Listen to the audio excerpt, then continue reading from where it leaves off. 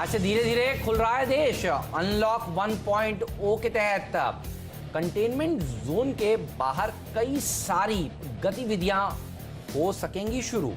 8 जून से बड़ा धर्मस्थल, होटल, रेस्टोरेंट, शॉपिंग मॉल्स खोलने की मिली सशर्त इजाजत। वहीं कोरोना के मामलों में अब तक का सबसे बड़ा उछाल। पिछले 24 घंटों में 8,000 से ज्यादा केस। देश में कोरोना मरीजों की संख्या अब 1,80,000 के पार। 5,100 लोगों से ज्यादा की हुई मौत। बाजार के लिए ग्लोबल संकेत बेहतरीन, अच्छे एशियाई संकेत। एसजीएक्स निफ्टी करीब 140 अंक उछला। उधर यूएस चाइना ट्रेड डील पर टेंशन नहीं बढ़ने से शुक्रवार को रिकवरी के साथ बंद हुए अमेरिका के बाजार। डाउ फ्यूचर्स भी करीब 50 अंक ऊपर कर रहा है ट्रेड। कोरोना के खिलाफ जंग में रिलायंस इंडस्ट्रीज ने लिया बड़ा फैसला। टेक्सटाइल बनाने वाली कंपनी आलोक इंडस्ट्रीज को पीपीई मैन्युफैक्चरिंग में किया तब्दील।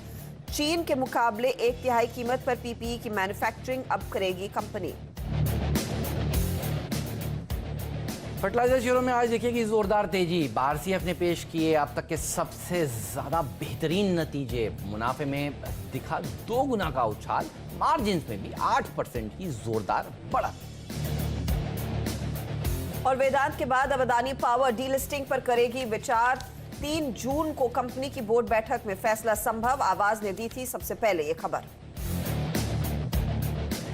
जीडीपी की ग्रोथ 2019-20 में 4.2% पर रही।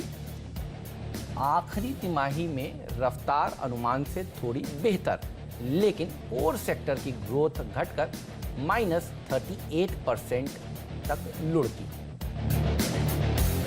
और आज आएंगे मई ऑटो बिक्री के आंकड़े। नोमरा के मुताबिक शोरूम खुलने से मई में ऑटो डिमांड में करीब 50% तक की रिकवरी संभव। Two wheelers, car, tractor segment के प्रदर्शन पर दिख सकता है सुधार। एचएसबीसी ने कहा उम्मीद से ज्यादा रहेगी ऑटो की मांग। केरल में कई जगह पर तेज बारिश। स्काईमेट ने किया मॉनसून के आगमन का दावा, मगर आईएमडी ने अब तक नहीं की है पुष्टि। आज है आईएमडी की महत्वपूर्ण प्रेस कॉन्फ्रेंस। इधर गुजरात और महाराष्ट्र में 3 जून को चक्रवाती तूफान का खतरा।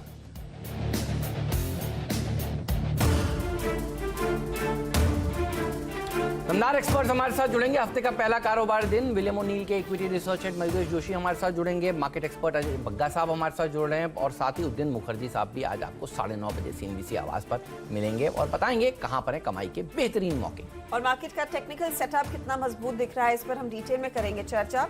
एलएफएस ब्रोकिंग के राजेश सातपुते, मोतीलाल ओसवाल फाइनेंशियल सर्विसेज के वाइस प्रेसिडेंट चंदन तापड़िया, एक्सिस सिक्योरिटीज के टेक्निकल और derivative research head Rajesh Palvia को जोड़ेंगे। साथ ही वर्ल्ड मिल्क डे पर आज सीएनबीसी आवाज पर आप देखेंगे कई सारे चेहरे। हमारे साथ खास मेहमान में जुड़ेंगे 10:10 पर डॉक्टर आरएस सोधी अमूल की ओर से, और दिन भर इसी सेक्टर से जुड़ी हुई कंपनियों से भी होगी चर्चा। चलिए तो सबसे पहले तो शुरुआत कर लेते हैं हम मॉनसून की बढ़िया खबर से। वर्ल्ड मिल्क डे तो हम आज मनाएंगे ही, लेकिन पूरे भारत के लिए देखिए सबसे अच्छी खबर ओवर द वीकेंड अगर कोई निकल कर आई है तो वो मॉनसून ने जो केरल में दस्तक दी है और स्काईमेट ने जो उसकी पुष्टि करी है, ये सबसे बड़ी खबर है। तो इसी से शुरुआत करते हैं। हमारे साथ स्काईमेट के प्रेसिडेंट जीपी शर्मा साहब जुड़ चुके हैं। शर्मा साहब स्वागत है, हैप्पी मॉनसून। जब से आपने बताया है तब से देखिए सबकी निगाहें टिकी हुई हैं कि अब धीरे धीरे करके ये बढ़ेगा कैसे। तो सबसे पहले आप ही से समझते हैं, बताइए कैसा आगाज हुआ और आगे की चाल कैसी रह सकती है। Good morning to you. Good morning, happy monsoon. Yes, देखिए बहुत अच्छी शुरुआत हुई है।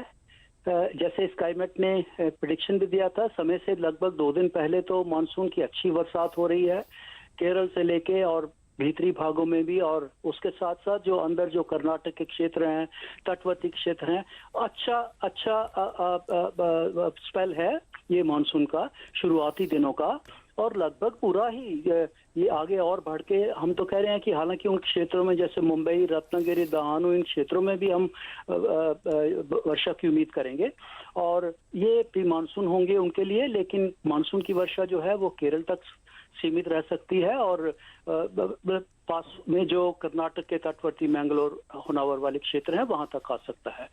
पिछले 24 घंटे में अच्छी बरसात हो रही है और कारण आप हम सब जानते हैं अभी कि एक सिस्टम जो बन रहा है अरब सागर में, अभी तो well mark low pressure area है पर उम्मीद है कि वो और इंटेंसिफाई हो जाएगा और उसके आगे बढ़ने के कारण तट के पास चलने के कारण कर्नाटक, महाराष्ट्र और फाइनली गुजरात तट के साथ साथ ऊपर नॉर्थ की तरफ और बाद में नॉर्थ ईस्ट की तरफ जाने से अगले 2 दिन आज से भी लेके, हालांकि वर्षा कल से रात से भी, आज सुबह भी मुंबई में बारिश शुरू हो चुकी है। जी हाँ। उसके कारण अगले 48 घंटे जो हैं, पहली तारीख जो आज है 2-3 तक भी इन सभी क्षेत्रों में हम अच्छी वर्षा की उम्मीद कर सकते हैं और जैसे जैसे समय आगे बढ़ेगा ये इंटेंसिफाई होगा, कोस्ट के पास आएगा, भारी वर्षा की उम्मीद की जा सकती है। जी, जो आज सुबह से बारिश मुंबई में देखने को मिली है, तो आप बेसिकली कह रहे हैं साइक्लोनिक स्टॉर्म जो अरब महासागर में लो प्रेशर के चलते उभरा है उसकी वजह से है। मॉनसून की प्रोग्रेस आप कैसे देख रहे हैं यहाँ से आगे? शर्मा जी, उसकी भी अगर कोई गाइडेंस है तो दीजिएगा, क्योंकि केरल में समय से पहुंचा, आपकी भविष्यवाणी एकदम सही थी, लेकिन इसके आगे का प्रोग्रेस डिस्पाइट द स्टॉर्म कैसा रह सकता है?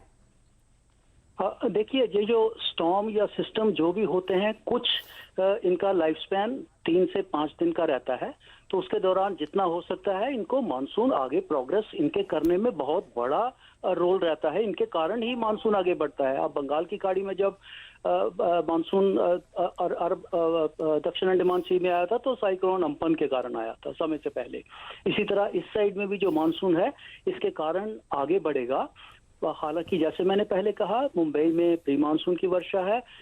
चिंता ये है कि जब ये सिस्टम स्ट्रांग बन जाएगा और इसके ये अनप्रेसिडेंटेड है, ऐसा कभी जून में होता नहीं है। नॉर्मली जो साइक्लोनिक स्टॉर्म है अप्रैल मई तक बनते हैं, मार्च अप्रैल मई सीजन होता है और जनरली वो उस वक्त कभी गुजरात की तरफ जा सकता है, महाराष्ट्र की तरफ फिर भी बहुत कम जाते हैं। पर ये बहुत, जब से रिकॉर्ड शुरू है शायद पहली बार ऐसा होगा कि जून के महीने में कोई साइक्लोन बन रहा है जिससे कि मुंबई और उसके आसपास के क्षेत्रों को खतरा है और वर्षा बहुत भारी होने वाली है। ये सिस्टम धीरे धीरे, आज तो अभी वेल मार्क लो है, मुझे लग रहा है जैसे डिप्रेशन कभी भी बन जाएगा, कोस्ट के पास आएगा, इसलिए अभी तो अबीम गोवा या उसके भी थोड़ा दक्षिण में समुद्र में है। उसके बाद कल को मेरा अनुमान है कि ये रत्नागिरी के आसपास उसके अबीम आ जाना चाहिए और उसके बाद फिर ये अंदर कोस्ट की तरफ मुड़ जाना चाहिए, जिसके कारण की भारी से बहुत भारी वर्षा होगी। हालांकि एक फैक्ट ये भी है, क्योंकि ये सिस्टम तट के साथ साथ आगे चल रहा है, अगर तो डीप सी में अगर सिस्टम मानसून रहते हैं तो तूफान बहुत तेजी पकड़ते हैं, बहुत ज्यादा सीवियर हो जाते हैं। ये तट से ज्यादा दूर नहीं है, इसलिए उसका प्रभाव जरूर रहेगा। शायद साइक्लोन बन भी जाए, लेकिन आई थिंक बहुत सीवियर साइक्लोन नहीं बनेगा। लेकिन फिर भी इवन अगर साइक्लोनिक स्टॉर्म भी है या डीप डिप्रेशन है या जो है, उसके कारण एरिया तो प्रभावित होंगे और हमें सतर्कता बरतनी है। जान माल के नुकसान के लिए तेज हवाएं हैं, हैवी रेन है, स्टॉर्म सर्ज है, हाई टाइड है उस वक्त, तो सब कुछ मूल मिला के 3 तारीख को हमारा जो है वो दिन थोड़ा क्रूशियल सा रहेगा, जिसके कारण की तटवर्ती क्षेत्रों में बहुत भारी वर्षा होने की उम्मीद है और इवन गुजरात तक, सूरत के आगे जितने क्षेत्र हैं, वापी, नवसारी, वलसाड, सूरत, उसके आगे भी हमें सतर्कता बरतने की जरूरत है। धन्यवाद सर, अब ये एक हेड्स अप देने के लिए सबको देश में कि देखिए तटवर्ती इलाकों में थोड़ा सतर्कता बरतें। मैं देख रहा था आप लोगों की तरफ से ये वार्निंग्स भी आ रही थी कि मछुआरों को बिल्कुल प्रतिबंध लगाया गया है कि आप लोग इस समय फिशिंग करने के लिए ना उतरें समंदर में। धन्यवाद आपका, हम आपसे समय समय पर इसी तरह की अपडेट्स लेते रहेंगे। लेकिन आज तो जो सबसे बड़ी खबर यही है कि मानसून बहुत ही बढ़िया रहा है। मानसून से जुड़े हुए शेयर भी हैं जो हम आपको आगे बताएंगे, जिनके ऊपर आपकी नजर होनी चाहिए आज। लेकिन